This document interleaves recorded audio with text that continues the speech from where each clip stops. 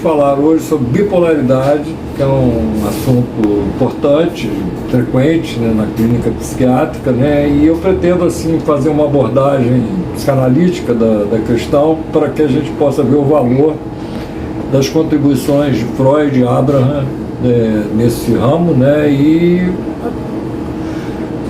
assim cotejar esses conhecimentos básicos com o que a gente vem trabalhando aí no século XX, agora no século XXI também, né? Já não é nada, já são 1/5, né, do século XXI já foi transcorrido, né, digamos assim. Então, tentar fazer aqui uma assim, síntese, né, dos conhecimentos valiosos que foram deixados por Freud, por Abraham, principalmente a esse respeito.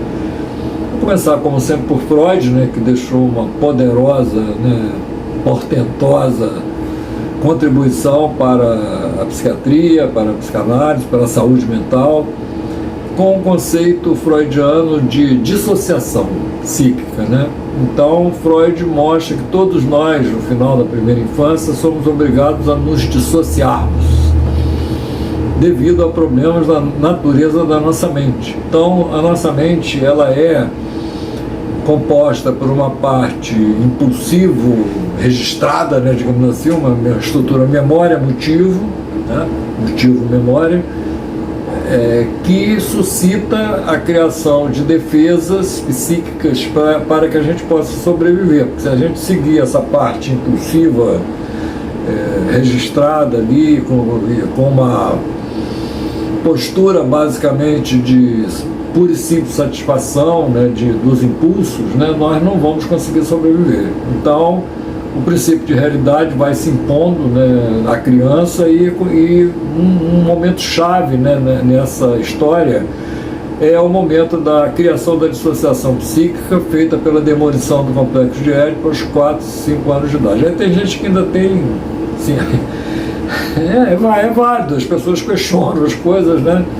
Mas para quem fez análise, para quem conhece a psicanálise, quem praticou a psicanálise durante décadas, né, realmente soa, né, de uma maneira assim incrível como que as pessoas não conseguem, né, entender, né, adequadamente o valor dessas descobertas, né? Então, o problema é o seguinte, é preciso criar uma dissociação psíquica, quer dizer, um prejuízo mental potencial enorme nessa dissociação, a gente vai ver isso afeta, né, tudo que o ser humano faz, cria culturas ineficazes, né, para poder dar conta dos problemas existenciais do ser humano por causa dessa dissociação que todos nós somos obrigados a fazer por volta dos 5 anos de idade, 5, 6 anos de idade, mais ou menos 4, 5, 6 anos de idade, para que a gente possa continuar vivendo, tá? E por que eu estou falando logo da dissociação? O que é a bipolaridade? É uma dissociação, né? Antes de tudo. Então, a bipolaridade, ela é a dissociação radical, né? E a literatura ajuda muito. Vou dar 2 exemplos, né? Que todos nós poderíamos, né? Principalmente quem lida com a área de saúde mental, e todos os líderes políticos, né, os representantes públicos, né, deveriam saber dessas peculiaridades da mente humana para poder saber o que é que estão fazendo, né, propondo políticas, né, e tal, inumanas, né, digamos assim, impossíveis de serem, né, resolutivas em relação aos problemas humanos e por pura ignorância da própria mente, né, de como é que funciona a própria mente. Bom, mas então, o que nós estamos querendo dizer é que a bipolaridade é a dissociação, né? É uma radical dissociação que aparece na literatura, por exemplo, em William Wilson, de Edgar Allan Poe, né? Então tá aí uma bibliografia, quem quiser ler, não é bibliografia de Freud, nem de Winnicott, nem de Abraham, nem de Ferenczi, é uma bibliografia da literatura, está lá o nosso gênio da literatura, e um deles, né, tem vários gênios da literatura, um deles é Edgar Allan Poe, né, que escreveu William Wilson, é o duplo, né? Então, só para lembrar aí como é que fazer aqui uma coreografia aqui do livro, o livro começa assim, um aluno, como eu estou aqui, digamos que eu sou um aluno, estou lá assistindo a aula, e aí o professor chama o William Wilson, e quando ele chama o William Wilson, que sou eu, né, digamos assim, levanta o dedo e tem um outro lá que levanta também. é o meu duplo. Tá? E o outro exemplo, então, esse duplo, obviamente, vocês já vão ver que ele é dissociado, faz o contrário, tudo ao contrário, né? E no final das contas, o William Wilson que levanta o dedo, o braço, né, do lado do outro lado, é o próprio William Wilson do conto, né? E que aparece esse tipo de situação também em Dr. Jekyll e Mr. Hyde, por exemplo, né? O médico e o monstro. Dissociação também, né? Bipolaridade, uma coisa bipolar, né? Uma hora está lá no cúmulo do exercício da moral radical e outra hora está lá no cúmulo do exercício da impulsividade irresponsável o tempo inteiro, né? E é isso que a gente vai ter que lidar na área de saúde mental e procurar encontrar uma solução. No momento dos conhecimentos, né, a respeito disso, a situação, não vou dizer que a situação é precária, né, mas a situação é bastante, assim, ainda insatisfatória, né, apesar das grandes contribuições, principalmente de Karl Abraham, a respeito desse tema.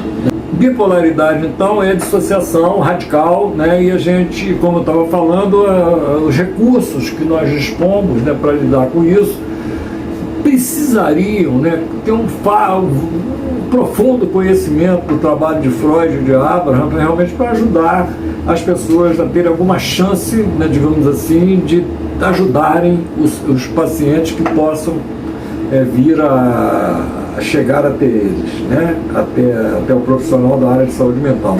Então, está aí a teoria da libido do Abraham, né, todos os textos de Freud, principalmente os 1915, né, onde luta e melancolia, né, onde é colocar assim, a bipolaridade, por exemplo, a psicose maníaco-depressiva é a bipolaridade, né? Então, uma hora o cara está maníaco, virando do Mr. Hyde, e outra hora o cara está deprimido devido às especulações negativas de culpa que ele faz em relação a ele próprio enquanto Mr. Hyde, né? Porque Mr. Hyde e o Dr. Jekyll são as mesmas facetas da mesma personalidade regredida, dissociada, né? Que não fez o trabalho de desenvolvimento mental que Freud não se cansou de alertar para a necessidade de que seja realizado esse trabalho e que a maioria de nós não realiza pelo mundo afora, né? E as culturas que nos representam também não têm a menor, digamos assim, chance de realizar a cartilha psicopedagógica de Freud, que impede exatamente a bipolaridade, tá? Então o tratamento da bipolaridade precisa passar necessariamente pelo conhecimento da psicanálise, tá? Falar nisso, então, um bom início para isso, eu escrevi aqui dezenas de livros sobre psicanálise. O primeiro deles é esse aqui, ó, Conceitos Psicanalíticos, volume 1, a psicanálise como um todo, né? Tá tudo aqui. Os fundamentos da psicanálise em relação à teoria do desenvolvimento da libido dentro de uma visão freudiana. Por que não? Por que não pode ser a visão freudiana? Se a visão freudiana é embasada, né, na experiência com a psicopatologia, na experiência com a psicose maníaco-depressiva, em trabalhos de Abraham, descritos em teoria da libido, de Caruso também, de Winnicott, de Melanie Klein, dando parto subsídio para quem quer trabalhar com gente que tem bipolaridade, tá? Tem os remédios, carbolítio, né? Tem os antidepressivos e tudo que é muito perigoso de dar, se estiver muito virada maníaca e tal, né? Mas, de qualquer maneira, tem os estabilizadores do humor, que você pode dar com um aldolzinho, né, digamos assim, para segurar, uma risperidona, para poder segurar as partes psicóticas do processo, mas segura, mas não dá a compreensão que a psicanálise dá. Então, quer realmente chegar junto com uma pessoa que está com problema de uma dissociação maníaco-depressiva, de uma bipolaridade, estuda Freud, estuda Abraham, que você vai conseguir realmente ajudar esse paciente, tá bom? Então vamos ainda fazer mais umas 10 palestras ou mais a respeito desse tema. É muito vasto esse tema.